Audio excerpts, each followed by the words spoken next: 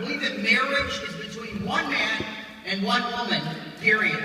Religious liberty is a core principle of liberty upon which this nation was founded. And it's not just an American right. Ladies and gentlemen, this is a human right. No, ladies and gentlemen, this is about an agenda to silence people of Christian faith and not allow us the room to speak or even believe what we know is right.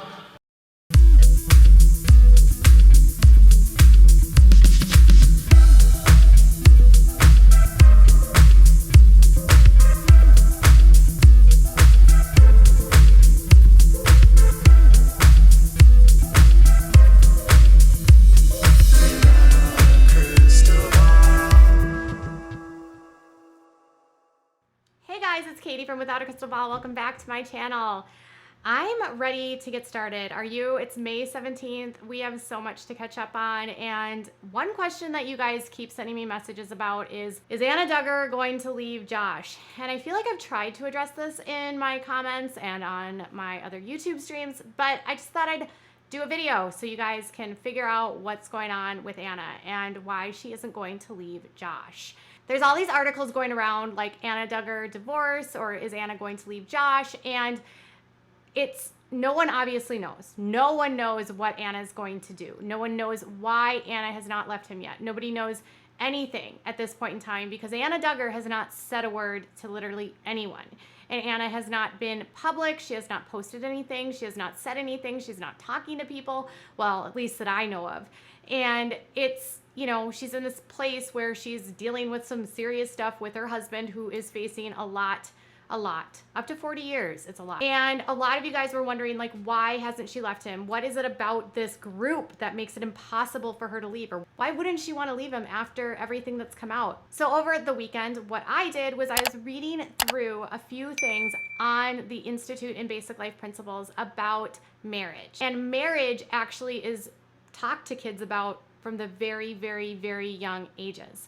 So the Institute in Basic Life Principles, which Anna and Josh are a part of, has a curriculum through what's called the ATI, which is their homeschooling education.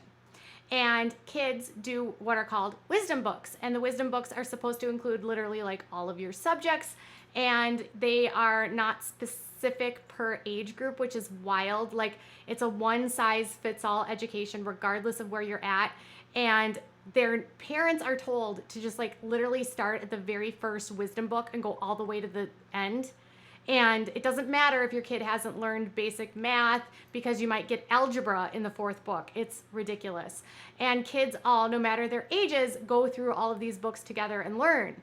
And what I did over the weekend was through a website called Homeschoolers Anonymous, who has uploaded almost all of the wisdom books. I learned that a lot of the education through the ATI, which I kind of already knew, was really subpar. It was in a deep dive of these books that I found something really interesting that I think explains a lot for why Anna is not leaving Josh, or why she hasn't left Josh. And it comes down to the covenant marriage. And it's what the ATI tells kids about marriage. And I feel like if this has been drilled into your brain your entire life about marriage, it might make you apprehensive, slightly scared, and worried about actually leaving your spouse if he's caught doing something. So if you remember, back when everything happened with Anna and Josh and he cheated on her and he admitted to infidelity, everyone was like, Anna, you can totally leave. Why aren't you leaving? And she was all like, I know people have an opinion, but I have mine, and I made a vow to God and a vow to everyone, and I don't believe in leaving him. This is good times and bad, blah, blah, blah, martyr complex. I can show him to be a better person because I'm so godly, martyr complex. Because here, we were, as a Christian couple, everyone was able to see us get married and to vow before God to be loyal to each other, and that loyalty was broken. My only hope was to cling to my faith, because I know if I went off of what I was feeling, I would turn a mess into a disaster. Well, on Wisdom Book 26, there is actually an entire book about marriage, and it shows up a lot. What I learned about looking through these wisdom books, the ATI is absolutely obsessed with really inappropriate conversations with children.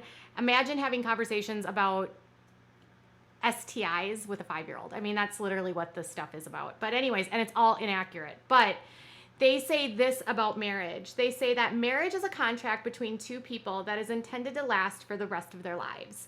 So they say that a contract is based on distrust, while a covenant is based on unlimited responsibility. So they say a contract can be broken by mutual consent of both parties. A covenant cannot be broken without continuing consequences. Does divorce break the marriage covenant? So marriage covenants are something that they do in the ATI, and a lot of these fundamentalists do. It's basically a marriage where you do a covenant, where you're doing a vow to God, where you're not necessarily just doing a state contract, but also making a promise to God that you're going to stay together and honor each other and blah, blah, blah. So they say that because it's a covenant, it's very, very, very hard to break the covenant. And they also say that there are certain causes that can lead to a divorce in Scripture, but he kind of gets this all wrong. And so it says, if we must violate Scripture to do what we think is right, it cannot be called a scriptural action. Divorce today requires civil action, and Scripture clearly condemns going to the law before unbelievers. Scripture also commands us to forgive the offenders and to suffer for doing right. Is a person wrong if he or she divorces in order to teach a partner a lesson? So basically, they tell kids from a very young age that going to the law to divorce is actually not suggested, because you can't do that, because the law is they don't believe in God. They're the state, and you have to handle it through God. And since God's the one that has you married, you told God for better or worse. And because even though your partner did some crappy things, you have to suffer right along with them. How twisted and gross is that? Bill Gothard has twisted the Bible to an extent that he takes and pulls verses out that make zero sense, lots of Old Testament stuff, and makes it suit his decisions, like no divorce ever. He says this: the exception clause in Matthew 19-9 allows for the divorce of an adulterous marriage partner. Any physical relationship that would be an abomination to the Lord certainly could not form the basis of a scriptural marriage.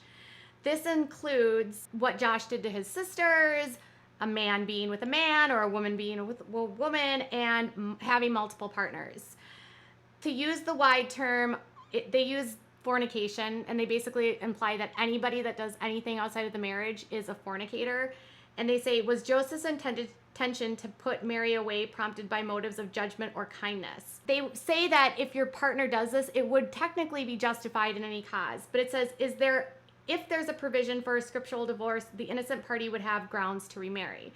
So they also talk about whether or not once you get divorced, can you actually remarry? Now, so basically here they say you can't get married, you can't get divorced, because it's a covenant between you and God, and God's the final say, and you need to suffer. And if your partner does some things that break scriptural things, you could technically get divorced, but you might not. But the interesting thing is, as you go further into this wisdom book, it actually tells you that you can't get divorced if your partner is unfaithful. So you can't get married to another man. They're super homophobic. They also say that you shouldn't marry your spouse, or you shouldn't marry your sibling. Obviously, that's illegal. But they talk about unfaithfulness in marriage, and they say whether or not you can actually get a divorce as a result of your partner cheating on you. The interesting thing is, throughout the entire chapter that they teach about marriage, there's literally nothing about abuse. Now, they have this really weird thing in the IBLP where they say that women cannot be abused and they cannot be victims, because if their partner actually gets physical with them, it's typically a consequence for their actions. And because the woman falls underneath the authority of the man, anything that her husband does as a result is her consequence, and she must suffer. It's so gross. But they also don't have anything about whether or not if your husband, say, does things to kids. In that case, they also say, well, you need to figure out what's going on in your life that causes your husband to do these things. And you also need to figure out what's going on in his life. And then you have to pray for yourself and fast and figure out how to get rid of the sins in your life, because that's what's causing him to sin. It's so gross. It's so sick. But the interesting thing is they have something specifically about unfaithfulness, and this is what it says. It says that The Spirit of Christ was to establish the permanence of marriage, in contrast to the spirit of the Pharisees who are looking for loopholes to dissolve the marriages. The spirit of the marriage covenant is the unconditional commitment for better or worse till death do us part. The spirit is violated when conditions are placed upon the covenant. The spirit of marriage is to be one of love, which is forgiving and long suffering. The provisions for divorce were created because of the hardness of the people's hearts who did not know how to love. The spirit of the New Testament Christianity is to do right and, if need be, to suffer for it. Whereas divorce is retaliatory and designed to bring an end to a personal distress and unhappiness. So basically they say that just because your partner did you wrong, you have no right to actually divorce them because you promised that you were going to be with them. And just because it's uncomfortable for what your partner did to you, you have to suffer the consequences of this because it's for better, for worse, for richer, for poorer, no matter what. And the only reason you would actually leave them is minor unhappiness. And remember, she said that like she didn't want to make a decision in the middle of like the moment. She wanted to see where things went.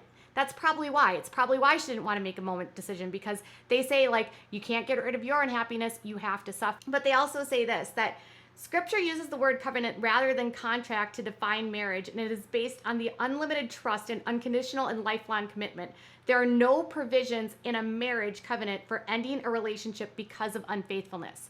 So even though the Bible literally says that you can get a divorce because your husband cheats or your wife cheats, Bill Gothard twists it and says that you can't.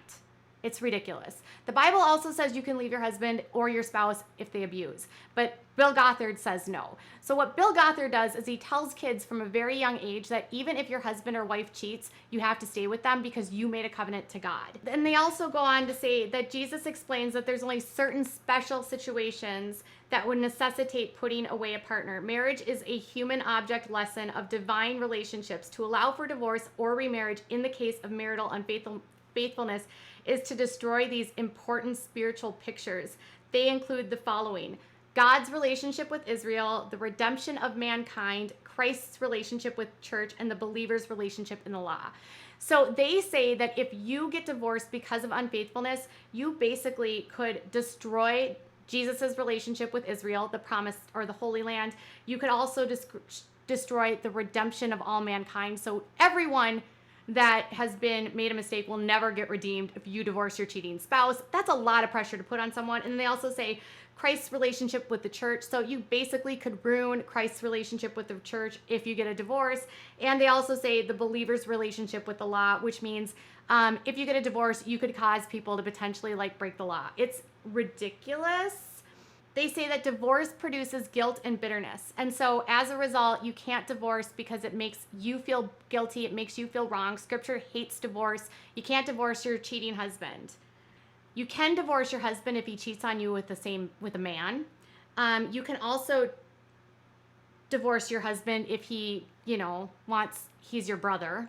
It all comes down to the vows that they make. And this is what they tell people about their vows. They say when a person makes a vow, he or she is entering into a debtor's relationship. The debt continues until the vow is fulfilled. And for this reason, David and others refer to paying the vows.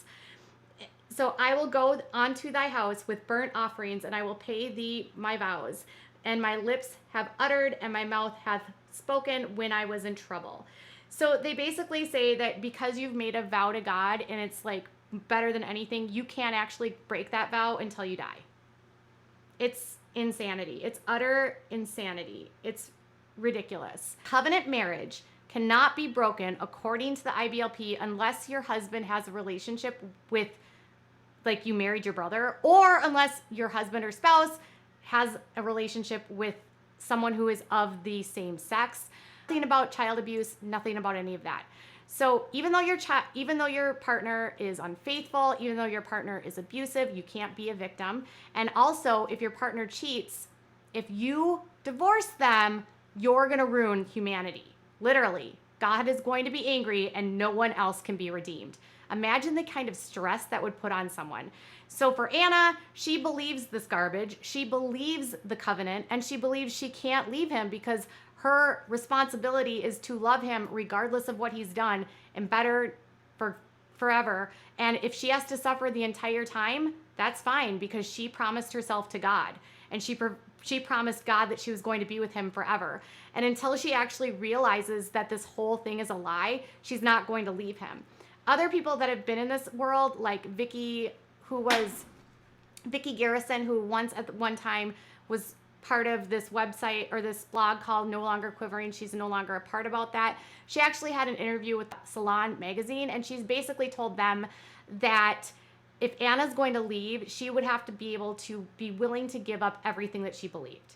She would have to walk away from her entire life and all of her faith, because her faith is telling her that she needs to stay, she needs to suffer, and she needs to go through it, because her only job as a wife in this cult is to have as many kids as possible. That's her only role. Her role is beyond that is nothing. So if she leaves him, that role is gone, and her whole world is gone, and her whole world is uprooted.